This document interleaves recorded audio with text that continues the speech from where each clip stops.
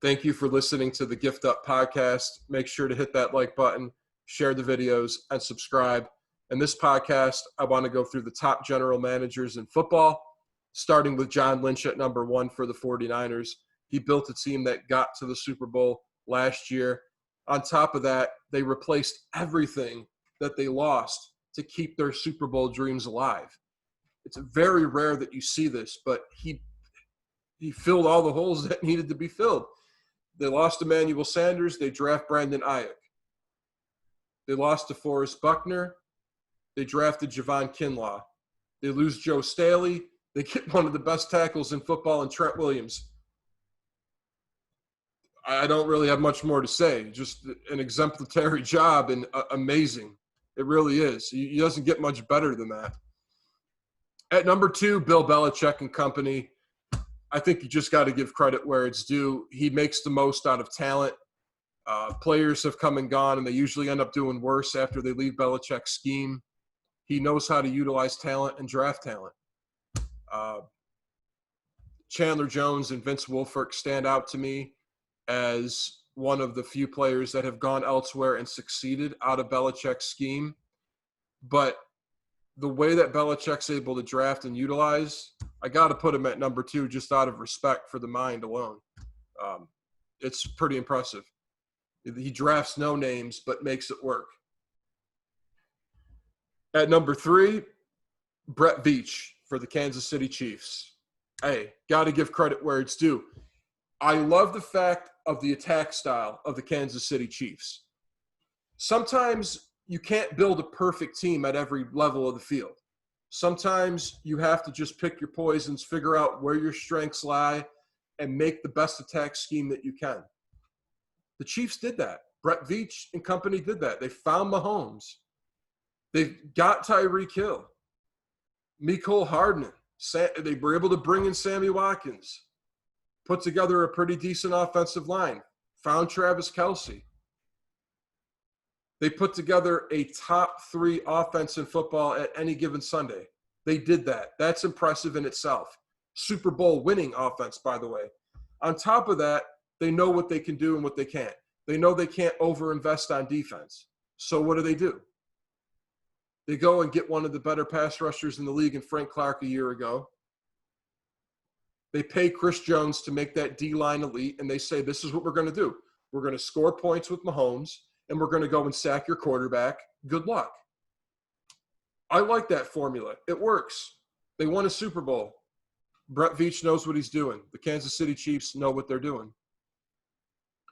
Next up, Mickey Loomis for the Saints. Complete team. I just get back to the fact that I don't know what Drew Brees is going to give me this year, if I'm going to see arm strength, if I'm going to see pocket presence for a full 16. I don't want to see a little thumb injury again, but Mickey Loomis deserves credit for what he's been able to put forth with this unit. Look at Michael Thomas, Emmanuel Sanders. He put together the best wide receiving duo in football. Put together one of the best running back cores in football. Put together one of the best offensive lines in football. Collectively put together one of the best defenses in football. Mickey Loomis deserves some credit for the Saints. Next up is Buffalo, Brandon Beane. You got to like what they put together in Buffalo. So many years of torment, of mockery, of the Bills losing, and Brandon Beane takes over and makes this team a winning team again, makes it a playoff team, adds to that. Now I feel like they are a legit playoff team, but from top to bottom, defensive line depth. Star players at linebacker got Tremaine Edmonds, one of the most athletic linebackers you're going to find in the game. He's an animal. Tre'Davious White, top 3 outside corner in the league. One of the better offensive lines in the league, although people don't like to say that. It's kind of like the Steelers' offensive line. People underestimate how good they are. Same thing with Buffalo. Brandon Beane put together a really good unit here, top to bottom. The 2 things that they had to get better at this past offseason was to get a legit outside weapon at receiver for Josh Allen, a true number 1, and they did that with Stephon Diggs. And they needed to get better on the defensive line as far as depth goes, and they did that as well. I couldn't ask for more from Brandon Beane. There are really no holes on this Buffalo Bills roster. You try to tell me one. Go ahead and try. You can't. Elway here comes at number 6 for me.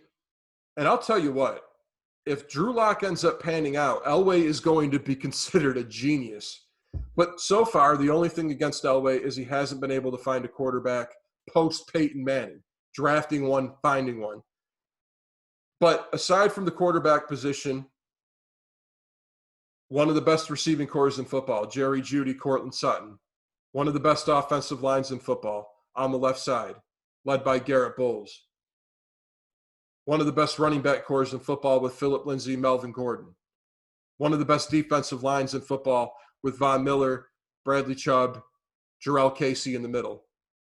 They also bring in Vic Fangio, and he's a legit defensive mind, a legit coach. Elway knows what he's doing. This Denver Broncos team is serious, and if they get decent quarterback play, they're going to surprise a lot of people. Next up, and this is going to be a lot of people might disagree with me, but I made a video about this a few days ago, but David Caldwell for the Jaguars. And even before David Caldwell, but this team always drafted well. Like even when the whole thing with Tom Coughlin and Doug Marrone and that whole power struggle a year ago, David Caldwell, whatever. This team has historically drafted really well the last 4 years. Actually, legit talent. They built a top 3 defensive unit. Nobody wants to stay in Jacksonville. Maybe because nobody wants to play in London. Maybe because grown men don't want to be talked to like babies from Tom Coughlin and Doug Marrone and company. Thank God Coughlin's gone, but Doug Marrone needs to learn to respect his superstars a little bit better himself. But the Jaguars' drafts have been great. This year again, they had another really, really great draft. Clavon Kiason to add with Josh Allen that they got a year ago to rush the passer. Laviska Shenault Jr. at receiver, a top wideout coming out this year. They know how to draft talent. It's just that nobody wants to stay with Jacksonville. I know it's crazy for me to put David Caldwell at number 7, but they know what they're doing. They just have a culture problem. Next up, Ravens. Eric DeCosta, no doubt. Ravens, for me, I think they're going to have some issues offensively. I still stand by that. I think teams are going to be ready for the read option from Lamar Jackson, and he's going to have to be able to stand in the pocket and throw down the field. Hey, if he does it, I'll come out here and say I was wrong. I got no problem with that. I just think it's tough running the read option in the league for more than 1 year and hoping that that's the staple of your offense. You got to have other options. But what he was able to do on both sides of the football, particularly the defense, I really like what they did this last offseason. Really made me see how good this Ravens front office is. Calais Campbell coming into town, you got to love that. I really like the draft pick of Patrick Queen. That's huge. They knew where they needed to get better. Even Derek Wolfe as a depth player, they really kept this defense afloat at a top 10, top 5 level. And I think that's going to be their strength this year because I think their offense is going to struggle a little bit, but this defense is legit top 5, top 10 caliber. A lot to do with the GM and front office. And not to mention, they found Mark Andrews, who's an extremely good tight end. I mean, there are a lot of things that the Ravens have done that are really good. Ronnie Stanley, not so long ago, and Hollywood Brown, they know how to draft. Next up, John Robinson for the Titans. And I like what they've done. I really have. A.J. Brown being one of those players that I really liked. The fact that they did find Derrick Henry when he came out. They got a lot of talent. I think the one thing that they neglect to see is, and for whatever reason, and certain GMs have blinders on certain positions, and I just think they have a blinder on a little bit with the receiving group and the pass rushing group. And I don't really know why, because they went into this offseason knowing that those were the two things that they had to do. The rest of the team, I got no problem with. They know how to build the offensive line. They know how to find a running back. They know how to find a quarterback at any given moment. They did with Tannehill. He's capable if everything is working okay. They know how to spot receiver talent. They found A.J. Brown, but why they neglected to add to that, I don't know. They could have used another receiver, and they could have used a better option at pass rusher than Vic Beasley. I think they should have made Jadeveon Clowney or Everson Griffin one of their top priorities a long time ago. Because for a team that was close to competing for a Super Bowl, I got to believe that they should have made better choices here. But he still deserves some credit because he did get them pretty far in the playoffs, and they knocked off some pretty good teams in the playoffs last year, Patriots and Ravens. You got to give credit where it's due. But they did miss on a couple things. That's why I don't have Robinson up a little bit further on this list. To cap off the top 10, Howie Roseman for the Eagles. And he's put together a lot. I'm really impressed with how he built the offense. This is, if healthy, this is one of the best wide receiving cores in football. And honestly, if healthy, it's probably top 3. With Alshon Jeffrey, D-Jax, Jalen Reagor they just drafted. I really like what they added.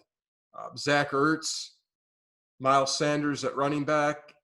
You know, you look at what they built. I like it. And the fact that they were able to think quick, too, and get Jason Peters when Brandon Brooks got hurt. This offense is where I'm most impressed with the Eagles. Defensively, I mean, yeah, I like Fletcher Cox, Brandon Graham. Nothing against that, but I think they should have added a lot more through the years. Their linebacking core is horrific.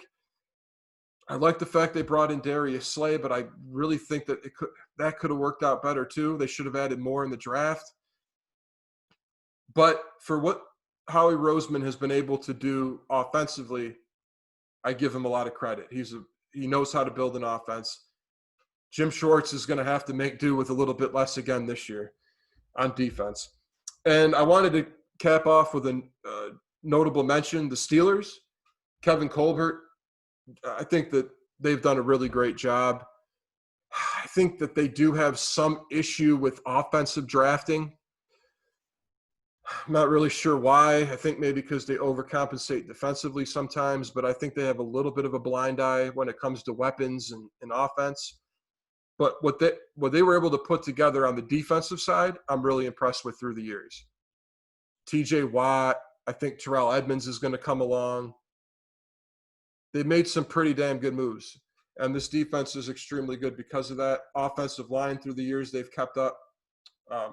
But I think when it comes to receivers, explosiveness, even gauging running back talent at times, nothing against James Conner and Samuels, but you want more of a consistent piece there, something that can be more of a legit 1,000-yard back, no injuries, no issues. I think they do have – Kevin Colbert has a little bit of issue with offensive talent scouting. But other than that, what he's done with this defense has been impressive. T.J. Watt, one of the more explosive players in this league, game-changing players. Devin Bush, too, last year was extremely impressive of a pick. I think he's just going to get better as time goes on. And with that, those are my top GMs in the league. Make sure to hit that like button, share the videos, and subscribe.